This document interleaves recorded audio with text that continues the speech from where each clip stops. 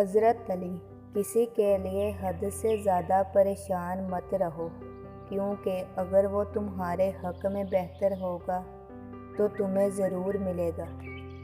حضرت علی: خیال رکھنا کہ کسی کی آنکھ تمہاری وجہ سے نم نہ ہو، کیونکہ تمہیں اس کے ہر آنسو کا حساب چکانا ہوگا۔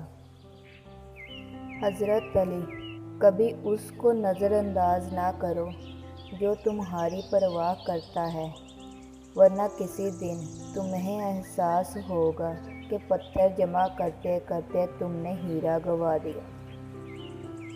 حضرت علی: وہ جگہ چھوڑ دو جہاں تمہارے احساس اور تمہارے الفاظ کی قدر نہ ہو، اور پھر چاہے وہ کسی کا گھر ہو یا کسی کا دل۔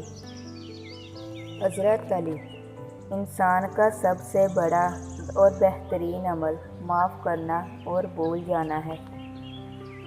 حضرت علی: الفاظ انسان کے غلام ہوتے ہیں، مگر بولنے سے پہلے، بولنے کے بعد انسان اپنے الفاظ کا غلام بن جاتا ہے۔ اگر نماز پڑھنے والے کو علم ہو جائے کہ کیسی رحمتوں نے اسے گھیرے رکھا ہے تو وہ کبھی سجدے سے سر نہ اٹھائے۔